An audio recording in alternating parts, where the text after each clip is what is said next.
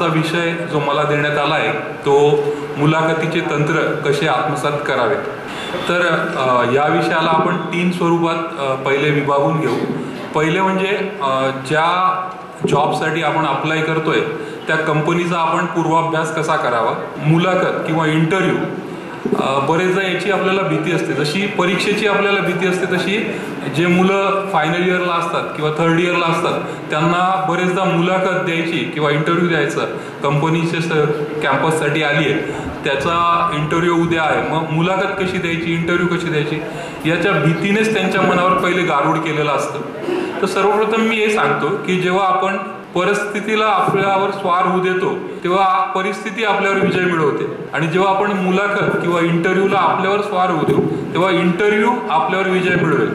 पण आपल्याला त्याच्या सर्वस्वी उलट करायचं आहे, आपल्याला मुलाखतीत किंवा इंटरव्ह्यूमध्ये विजय मिळवून जी संधी आपल्यासाठी चालून आली आहे ती आत्मसात करायची आहे। तर पहिले म्हणजे इंटरव्ह्यूचा जो फोबिया आहे किंवा त्याच्याबद्दल आपल्या मनात जे न्यूनगंड आहे त्याला इन्फेरिटी कॉम्प्लेक्स असं आपण म्हणतो, तो मनातून आपण सर्वप्रथम काढून टाकायचा आहे। आज आपण इंटरव्ह्यूमध्ये फेल झालो तर दुसरी इंटरव्ह्यू आपण उद्या देऊ शकतो, परवा देऊ शकतो।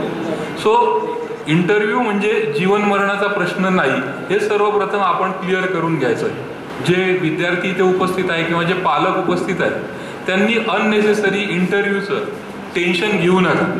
मुलाखतीला तुम्ही जर निर्मळ मनाने किंवा तयारी करून सामोरं गेलं तर पहिल्या इंटरव्ह्यूमध्येच तुम्ही क्रॅक करू शकता। तर इंटरव्ह्यूची बेसिक तयारी आपण कशी करायची, तर पहिले म्हणजे कंपनीचा पूर्वाभ्यास आपण करायला हवा। जसं आपण एखादा प्रोजेक्ट करतो तर प्रोजेक्ट करताना लिटरेचर सर्वे करतात किंवा त्या विषयाचा किती अभ्यास झालेला आहे आणि त्या विषयाबद्दल माहिती काय काय आहे आणि मग याच्या पुढे मला त्या माहितीत काय भर घालायची, त्याला आपण एक थोडक्यात लिटरेचर सर्वे म्हणतो। तर ज्या कंपनीबद्दल आपल्याला म्हणजे जिथे आपल्याला जॉब पाहिजे आहे किंवा ज्याच्याकडे आपल्याला अप्लाय करायचं आहे तर त्या कंपनीचा पहिले आपण पूर्वाभ्यास केला पाहिजे। मग तो पूर्वाभ्यास कसा करावा, तर आता प्रगत टेक्नॉलॉजी आहे त्याच्यामुळे गुगल बाबा तुमच्या सेवेस तत्पर असतात। गुगलवर तुम्ही कंपनीला वेबसाईटला भेट देऊ शकता। ग्लोबल विलेज आहे आता सध्या वर्ल्ड म्हणजे, तर आपले मित्र आपले रिलेटिव्ह बऱ्याच कंपन्यांमध्ये असतात, तर त्यांच्या साहाय्याने पण आपण त्या इच्छित कंपनीची माहिती घेऊ शकतो। आपण ज्या कॉलेजमध्ये शिकलो आहोत त्या कॉलेजचे ॲल्युमिनी त्या कंपनीमध्ये असू शकतात, तुम्ही तुमच्या डिपार्टमेंटकडून त्याची माहिती घेऊन त्या ॲल्युमिनीकडून त्या कंपनीची माहिती घेऊ शकता। तर कंपनीची माहिती घ्यायची म्हणजे काय, तर कंपनीमध्ये नेमका काय कार्य चालतं, तिथे कल्चर कसं आहे, वर्क कल्चर कसं आहे याबद्दल आपण माहिती घेतली पाहिजे। इंटरव्ह्यू कसा आहे त्याच्या फॉर्मॅटबद्दल आपण माहिती घेतली पाहिजे। इंटरव्ह्यूचे बरेच प्रकार असतात, HR इंटरव्ह्यू असतो, टेक्निकल इंटरव्ह्यू असतो, मॅनेजमेंटचा इंटरव्ह्यू असतो।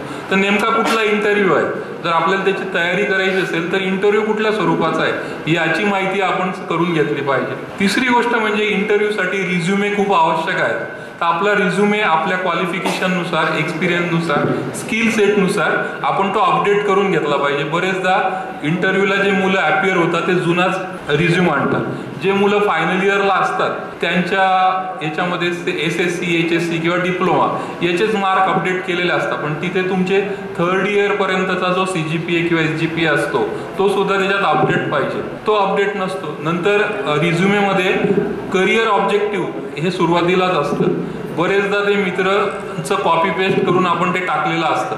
मग इंटरव्ह्यूअरमध्ये जेव्हा रिझ्यूम बघता तेव्हा ते बघता की करिअर ऑब्जेक्टिव्ह काय, काही चोखंदळ इंटरव्ह्यू पॅनल असतं ते सर्वप्रथम ऑब्जेक्टिव्हलाच हात घालतात, मग ते जर कॉपी पेस्ट केलं असेल तर ते आपल्याला सांगता येत नाही। म्हणून त्या कंपनीजमध्ये ज्या जॉबसाठी आपण अप्लाय करत आहोत त्याला सुसंगत असं आपलं करिअर ऑब्जेक्टिव्ह असलं पाहिजे। तर रिझ्यूममध्ये पहिला बदल म्हणजे तुम्हाला तो करायचा आहे करिअर ऑब्जेक्टिव्ह। ज्या ज्या जॉबसाठी, ज्या ज्या पोस्टसाठी तुम्ही अप्लाय करताय त्याच्याशी सुसंगत असं तुमचं करिअर ऑब्जेक्टिव्ह असलं पाहिजे, तो बदल तुम्ही केला पाहिजे आणि रिझ्यूम तुमचा अपडेट केला पाहिजे।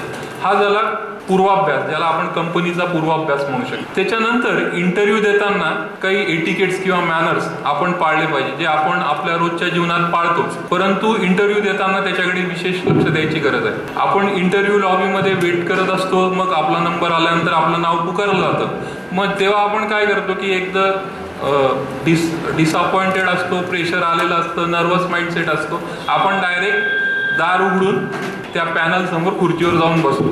तर ही अतिशय चुकीची गोष्ट आहे। सर्वप्रथम आपण त्याची परमिशन मागितली पाहिजे. जेव्हा आपण इंटरव्ह्यूअर केबिनमध्ये जातो तर नॉक करून किंवा may I come in sir, may I come in madam असं म्हणून त्यांची परमिशन सीक केली पाहिजे, त्यांची परमिशन मागितली पाहिजे. आणि जेव्हा ते परमिशन देतात त्यानंतरच आपण केबिनमध्ये एंटर झालं पाहिजे. दुसरं पथ्य जे आहे की त्या आतमध्ये गेल्यानंतर कदाचित एकच माणूस इंटरव्ह्यू घेणारा असू शकतो किंवा पॅनल असू शकतं, तर त्या सर्वांना आपण विश करायचं असतं. म्हणजे दिवसाचा जो प्रहर असेल त्याप्रमाणे good morning, good evening, good afternoon या प्रकारे विश करून आपण उभं राहायचं असतं. लगेच खुर्चीवर बसायची चूक करायची नाही.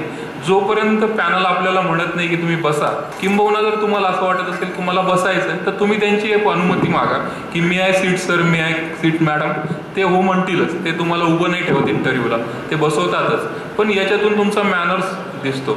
आणि पहिलं जे इम्प्रेशन आपलं पडतं ते फिजिकल पडतं, फिजिकल ॲपिरन्सचं. आणि दुसरं जे पडतं ते आपलं मॅनर्स आणि एटिकेटचं. आता आपल्याला देवाने जो रंगरूप दिला आहे त्यात आपण बदल करू शकत नाही, पण आहे त्या रंगरूपाला आपण चांगल्या पद्धतीने प्रेझेंट करू शकतो.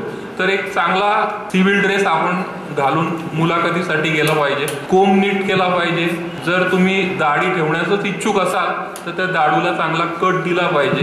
जो बियर्डचा शेप असतो तो व्यवस्थित पाहिजे, अन्यथा तुम्ही क्लीन शेव करून जा. हे छोट्या छोट्या गोष्टी आहे, पण हे तुमचं फर्स्ट इम्प्रेशन पाडतात. आता तुम्ही जर क्लीन शेव करून गेले, चांगले कपडे घालून गेले म्हणजे तुम्ही इंटरव्ह्यूमध्ये सिलेक्ट व्हालच असं नाही, पण एक पॉझिटिव्ह इम्पॅक्ट तुमच्या पर्सनॅलिटीचा, तुमच्या बोलण्याचा, तुमचा वागण्याचा पॅनलवर नक्कीच पडतो आणि तुमचे सिलेक्ट व्हायचे चान्सेस वाढतात. त्याच्यानंतर आपण स्थानापन्न झाल्यानंतर इंटरव्ह्यूला सुरुवात होते. मग आता प्रत्यक्ष इंटरव्ह्यूमध्ये आपण कसं वागलं पाहिजे. बरेचदा काय असतं की आपल्याला ज्या भाषेत आपला इंटरव्ह्यू घेतला जातो त्या भाषेचा बऱ्यापैकी आपला व्यासंग असतो, आपल्याला कमांड असते. बरेचदा इंग्लिशमधूनच इंटरव्ह्यू असतो. मुलं हल्ली कॉन्व्हेंटमध्ये शिकतात किंवा CBSE ICSE मधून शिकतात, त्यांचं इंग्लिश चांगलं असतं, तर ते त्यांचं कमांड तिथे दाखवायला जातात, इंग्लिशमधली कमांड. आणि ते लांब दीर्घ पल्ल्याची अशी पल्लेदार वाक्य तिथे उत्तराच्या स्वरूपात पॅनल समोर टाकत असतात. परंतु ते जे पॅनल असतं ते तुमचं वक्तृत्व ऐकायला आलेलं नसतं. ते तुमचं टेक्निकल नॉलेज किती आहे, तुम्हाला जॉबची गरज किती आहे हे टेस्ट करायला आलेले असतात. त्याच्यामुळे वक्तृत्व स्पर्धेत आपण दीर्घ पल्लेदार वाक्य वापरणं ही गोष्ट वेगळी आहे, पण इंटरव्ह्यू देताना तुम्ही उत्तराच्या स्वरूपात शॉर्ट, स्वीट, सिंपल, सर्वांना समजतील अशीच वाक्य तिथे यूज केली पाहिजे. अन्यथा काय होतं की आपला इम्पॅक्ट असा असतो की जरा हा थोडा दीर्घ दिसतोय, असा त्याचा परिणाम कदाचित होऊ शकतो. म्हणून सिंपल वाक्य, इझी वाक्य नेहमी सर्वांना आवडतात, ती सर्वांना कळतात, इंटरप्रिट करणं सोपं जातं, तर ती वाक्य आपण वापरली पाहिजे. त्याच्यानंतर बरेचदा काय होतं की आपल्याला जे प्रश्न विचारले जातात तर सर्वच प्रश्नांची उत्तरं आपल्याला येतील असं नाही. तर मग उत्तर देताना जर एखाद्या प्रश्नाचं उत्तर आपल्याला येत नसेल तर तिथे सॉरी सर, सॉरी मॅडम म्हणून तो विषय तिथेच थांबवा. अन्यथा काय होतं की आपण चुकीची माहिती, चुकीचा आन्सर त्या पॅनलला देतो आणि आपल्याबद्दल निगेटिव्ह इम्पॅक्ट करून घेतो. कारण की बरेचदा इंटरव्ह्यूमध्ये तुम्हाला पॅनल असं कधीच सांगत नाही की तुमचं उत्तर बरोबर आहे किंवा चुकीचं आहे. ते फक्त मनातल्या मनात किंवा कागदावर नोंदणी करून घेत असतात.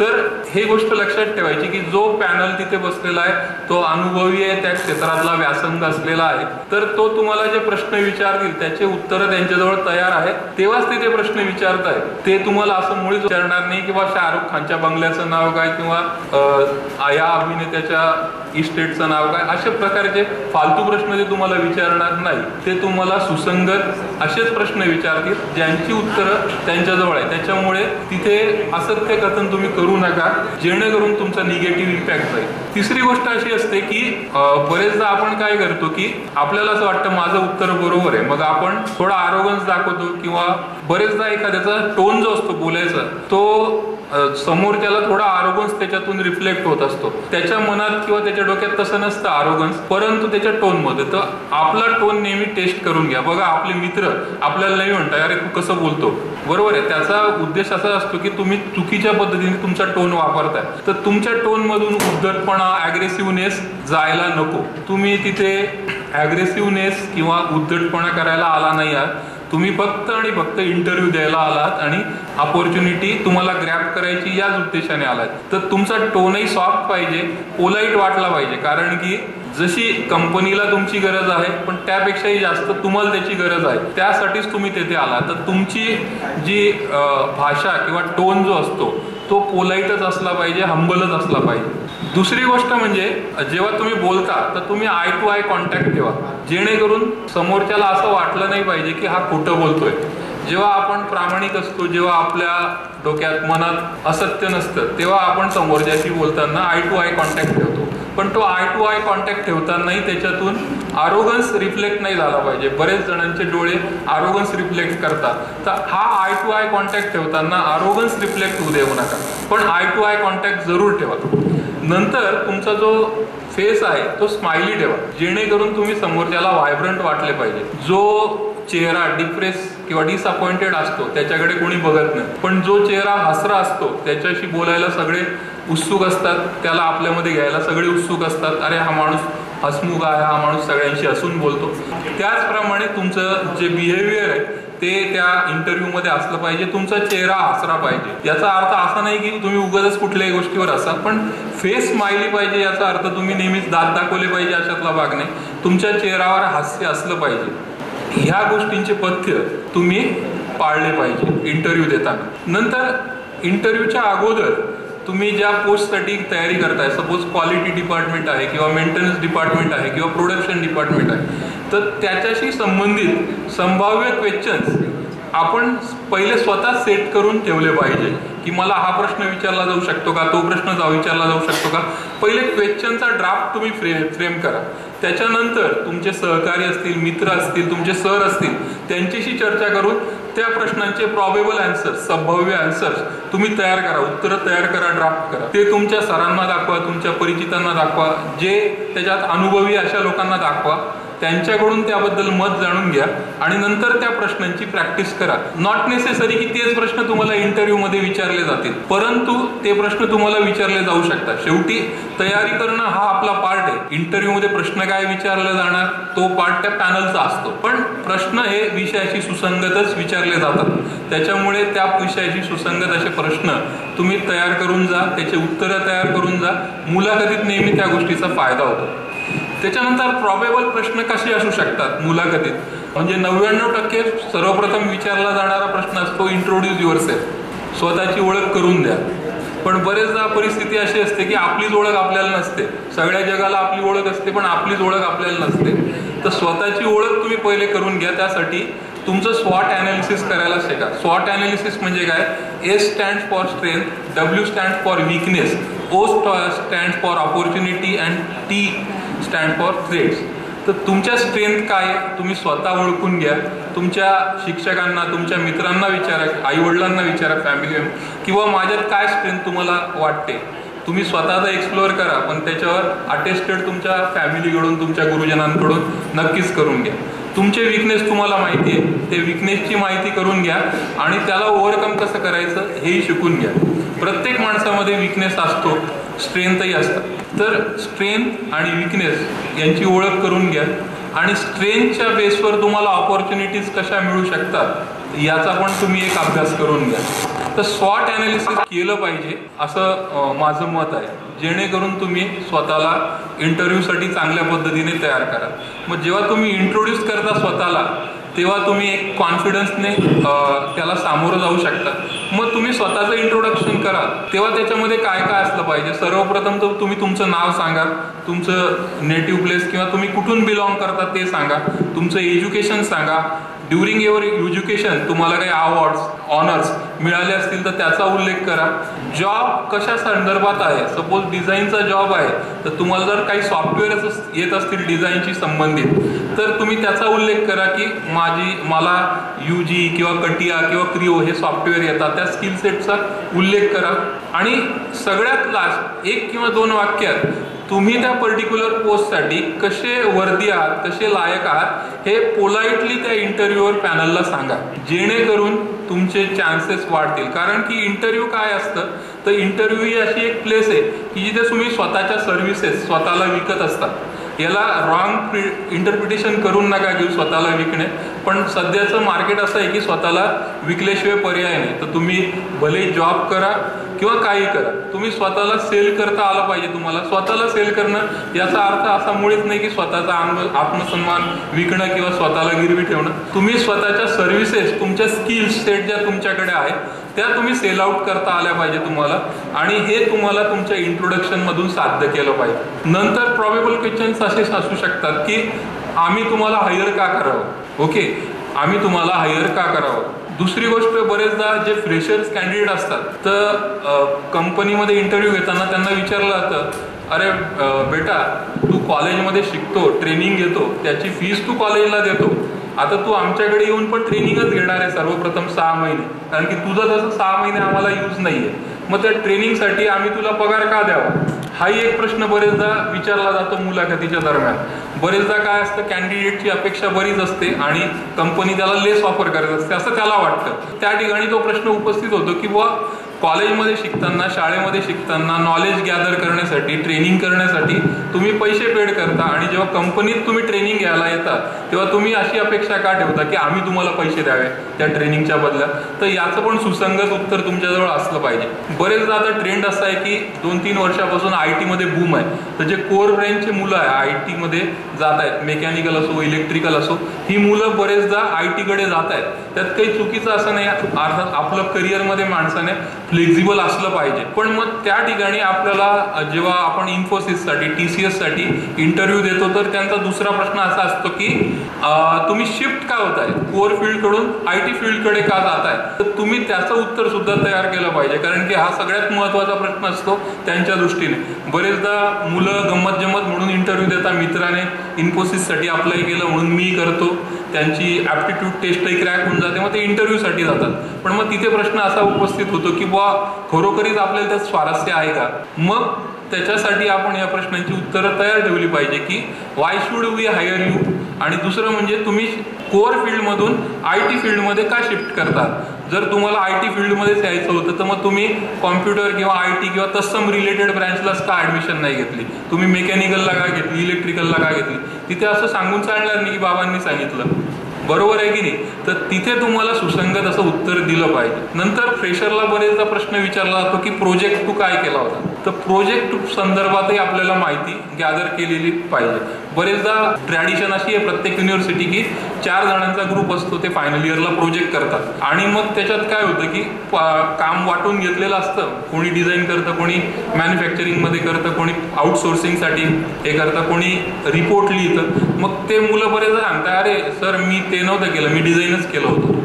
पण मग जेव्हा आपण प्रोजेक्ट आपला म्हणून दाखवतो तर त्याच्यातल्या सर्व अंगाचा अभ्यास आपल्याला असला पाहिजे, तो मॅन्युफॅक्चरिंगचा असो, डिझाईनचा असो किंवा प्रोजेक्ट रायटिंगचा असो. तर जेव्हा आपण टीम म्हणून एखादी गोष्ट करतो तर तिथे असं सांगितलं नाही पाहिजे की माझा हा पार्ट नव्हता किंवा मी या पार्टमध्ये नव्हतो. तुम्ही सर्व पार्टमध्ये असलेच पाहिजे, भले तुम्ही नसाल पण तुमचा अभ्यास त्याचा पाहिजेच, तुम्हाला त्याची उत्तरं देताच यायला पाहिजे. त्याच्यानंतर तुम्हाला बरेचदा प्रश्न असा विचारला जातो की तुम्ही आमच्याकडे किती दिवस राहू शकाल. आता सध्या जो मी ट्रेंड बघतो, मुलं 6 महिन्यात 1 वर्षात जॉब शिफ्ट करून टाकतात, कारण की थोडी चंचल प्रवृत्ती आहे. 1000, 2000, 3000 जरी हाईक मिळालं तरी मुलं जॉब चेंज करतात, आणि त्याच्यामुळे काय होतं की जे पण कॉलेज, आता मी एका कॉलेजकडून आहे, बरेच कॉलेज आपल्या नाशिकमध्ये, तर कॉलेजला ते एम्बॅरेसमेंट होते की तुम्ही जे मुलं देता ते लगेच शिफ्ट करतात, ते लगेच जॉब चेंज करतात, कारण की कॉलेजला आजची जी बॅच आहे त्या बॅचवर फक्त नाही करायचं आहे ना, कॉलेज चालवायचं आहे, त्याच्यामध्ये येणाऱ्या बॅचेसही आणि त्यांना पण प्लेसमेंट मिळाली पाहिजे. तर ह्या मुलांनी तिथे थांबलं पाहिजे असं कॉलेजचंही मत असतं, कारण की तुम्ही साधारणतः थोडा एक स्टिप्युलेटेड टाइम एखाद्या ऑर्गनायझेशनमध्ये दिल्याशिवाय तुमचा एक्सपिरियन्स जो असतो तो इनरिच होत नाही. 6 महिन्यांनी तुम्ही जॉब बदलणार फ्रेशर असताना तर तुमचा एक्सपिरियन्स काय असणार. सो हाही एक प्रश्न तुम्हाला विचारला जातो. नंतर एक आणखा असा प्रश्न असतो की येत्या 5 वर्षात तुम्ही स्वतःला कुठे बघता. हाही एक प्रश्न असतो की तो तुम्हाला इंटरव्ह्यूमध्ये विचारला जाऊ शकतो. त्या प्रश्नाचं उत्तर सुद्धा तुम्ही तयार केलं पाहिजे. असे बरेच संभाव्य प्रश्न असतात की ज्याची उत्तरं आपल्याला द्यायला पाहिजे. सपोज त्यांनी आपल्याला विचारलं की तुमचा आवडता सब्जेक्ट कुठला होता, आता मी मेकॅनिकलचा माणूस असल्यामुळे मी मेकॅनिकलचा सब्जेक्ट सांगतो की थर्मोडायनॅमिक्स, असं मी उत्तर दिलं की माझा थर्मोडायनॅमिक्स हा विषय आवडीचा होता. ते लगेच विचारतात की फर्स्ट लॉ सांगा, सेकंड लॉ सांगा. आपल्याला माहित नसते. ते म्हणतात केल्विन प्लँक स्टेटमेंट सांगा. आपल्याला केल्विन कोण प्लँक कोण माहित नसतं, कारण की आपण परीक्षेच्या काही दिवस अगोदर रट्टा मारून परीक्षा दिलेली असते. तर आपण जेव्हा फेवरेट सब्जेक्ट आपला सांगतो तर त्या फेवरेट सब्जेक्टचं बेसिक कन्सेप्ट तरी आपल्याला माहिती पाहिजे. ते तुम्हाला मुळीच विचारणार नाही क्रिटिकल रेडियस म्हणजे काय किंवा काय बाकीचं, पण ते असं विचारू शकता नक्कीच की फर्स्ट लॉ सांगा, सेकंड लॉ सांगा किंवा मोड ऑफ हीट ट्रान्सफर काय आहे हे तुम्हाला ते विचारू शकतात. तर ते आपल्याला बेसिक गोष्टी यायलाच पाहिजे, कारण की त्यांना माहिती असतं की समोरचा कॅन्डिडेट रॉ आहे, पण तो कितपत रॉ आहे म्हणजे त्याला ट्रेन करायला त्यांना किती एफर्ट घ्यावे लागतील याचा विचार ते करत असतात. तर तुम्ही रॉ जरी असले तरी बेसिक कन्सेप्ट तुमच्या क्लिअर असल्याच पाहिजे आणि ते त्या तुमच्या इंटरव्ह्यूमधून रिफ्लेक्ट झालंच पाहिजे. तर असे काही संभाव्य प्रश्न तुम्हाला इंटरव्ह्यूमध्ये विचारले जाऊ शकतात, तर त्याची तयारी आपण अगोदरच करून ठेवायची असते. जरी आपण बघतो की सचिन तेंडुलकर एक चांगला क्रिकेटर आहे किंवा महेंद्रसिंग धोनी चांगला क्रिकेटर आहे, विराट कोहली चांगला क्रिकेटर आहे, पण तुम्ही जर न्यूज बघत असता तर ते तुम्ही बघत असाल की ते नेहमी नेटमध्ये प्रॅक्टिस करताना त्यांना दाखवलं जातं. आता त्यांनी क्रिकेट या खेळावर इतकं प्रभुत्व जमवलं आहे की ते केव्हाही मॅच खेळू शकतात. मग ते का सारखं प्रॅक्टिस करत असतात? कारण की प्रॅक्टिस मेक्स मॅन परफेक्ट. तर तसंच आपल्याला जरी असं वाटत असलं की माझ्यावर खूप नॉलेज आहे, मला 7चा पॉइंटर मिळाला, 10चा पॉइंटर मिळाला, पण प्रॅक्टिस तुम्ही संभाव्य प्रश्नांची केलीच पाहिजे. त्याशिवाय तुम्हाला इंटरव्ह्यू क्रॅक करणं सोपं जाणार नाही. तर या संभाव्य प्रश्नांची उत्तरं तुम्ही केली पाहिजे. मग जेव्हा तुम्हाला विचारलं जातं की why should we hire you, जर तुम्ही एक्सपिरियन्स असाल तर तुम्ही त्यांना सांगितलं पाहिजे पटवून की मी एक्सपिरियन्स असल्यामुळे तुम्हाला मला ट्रेनिंग करायला तसा काही फारसा वेळ जाणार नाही, तुम्ही लवकर मला ट्रेन करू शकाल आणि I want a little supervision to train आणि कंपनीच्या रुटीनमध्ये यायला. जर फ्रेशर असाल तर तुम्ही त्याला दुसऱ्या पद्धतीने सांगू शकता की मी जसा फ्रेशर आहे म्हणजे माझी पाठी कोरी आहे, तर तुम्ही मला कुठल्याही याच्यामध्ये मोल्ड करू शकता, शेप करू शकता, जेणेकरून मी तुमच्या कंपनीमध्ये रुटीनमध्ये लवकर येऊ शकेल आणि तुमच्या क्लायंट समोर, तुमच्या कस्टमर समोर स्वतःला एक रोल मॉडेल म्हणून प्रस्थापित करू शकेल. तर तुम्ही एक कन्व्हिन्स केलं पाहिजे जेव्हा तुम्हाला प्रश्न विचारला जातो की why should we hire you. तर अशा पद्धतीने जर तुम्ही तयारी केली मुलाखतीची, इंटरव्ह्यूची, तर कुठली मुलाखत क्रॅक करणं तुम्हाला कठीण जाणार नाही. आणि ही जी पिढी आहे या पिढीचा ॲडव्हान्टेज असा आहे की ते टेक्नॉलॉजी किंवा जी पण नॉलेजची हे असते स्ट्रीम ती लवकर ॲब्सॉर्ब करतात ॲज कम्पेअर टू त्यांच्या मागची पिढी. आता अर्थात पुढची पिढी नेहमी स्मार्ट असते मागच्या पिढीपेक्षा, पण ही पिढी जास्त स्मार्ट आहे, ती लवकर टेक्नॉलॉजी अडॉप्ट करते. तर हा त्यांचा प्लस पॉईंट आहे. फक्त मायनस पॉईंट काय आहे की ते फ्लेक्झिबल इतके आहे की त्यांना जॉब चेंज करायला क्षणभरही विचार लागत नाही. तर ही फ्लेक्झिबिलिटी आपल्याला कामा येते, पण इतकं पण फ्लेक्झिबल माणसाने असलं नाही पाहिजे की 3 महिन्यात किंवा 4 महिन्यात आपण जॉब चेंज केला पाहिजे. तर हा थोडासा जो डिसएडव्हान्टेज आहे ते तुम्ही दूर केला पाहिजे आणि याच्यासाठी पॅरेंटचं पण काउन्सिलिंग त्या मुलांना आवश्यक आहे. आता बरेचदा मी ॲज अ TPO म्हणून मुलं बघतो, जेव्हा ते इंटरव्ह्यूला येतात तर ती आता जी नवीन फॅशन आहे किंवा ती जीन्सची पॅन्ट असते त्याला गुडघ्याजवळ किंवा बऱ्याच ठिकाणी असे छिद्र असतात, तशा प्रकारच्या पॅन्ट, इन नसतो केलेला शर्ट, विस्कटलेले केस किंवा दाढी असतं अशी असते. रिझ्यूमच्या हार्ड कॉपीज कधीच आणलेल्या नसतात. मग ते डिपार्टमेंटला येतात, सर प्रिंट काढून द्या. तर जेव्हा तुम्ही जॉब मागायला चालले आहात तर तुम्ही इतका कॅज्युअल अप्रोच जर ठेवत असाल तर तुम्हाला जॉब कसा मिळू शकेल. आणि बरेचदा पॅरेंट्स पण काय म्हणतात की आमच्या मुलाला जॉब मिळाला नाही, पण तुम्ही कॉलेजला कधी गेलात का किंवा त्याला जॉब का मिळत नाही, इंटरव्ह्यूमध्ये तो का फेल होतोय, त्याला आता कुठल्याही कॉलेजला जा, number of opportunities are there, पण मुलं त्याला सिरियसली घेत नाही. कारण की मुलांना माहिती आहे की हा जॉब नाही मिळाला तर दुसरा आहे, नाही तर मग आहेत आपले काका मामा, शेवटी बाबा आहेत, ते आपल्याला कुठेतरी चिटकवूनच देतील. तर हा जो ॲटिट्यूड आहे जर तुम्ही तो दूर केला की तुम्ही त्याला सांगितलं पाहिजे की शेवटच्या वर्षाला जाताना बेटा रे आता आहे शेवटची वेळ आहे की जेव्हा मी तुझ्यासाठी पैसे खर्च करतोय, याच्या पुढे तुझा जो व्यय आहे तो तुझ्या पगारातूनच तुला करायचा आहे. तू बिझनेस कर, नोकरी कर, हा तुझा फैसला असेल, परंतु तुझा व्यय, आर्थिक व्यय हा तूच केला पाहिजे. जेव्हा पालक ही जबाबदारी त्यांच्यावर टाकतील तेव्हा ते कॅज्युअल अप्रोचमधून सिरियस मोडला येतील आणि चांगल्या ठिकाणी जॉब करून त्या ऑर्गनायझेशनला पण वरती नेतील आणि तुमच्या घराला पण ते वरती नेतील.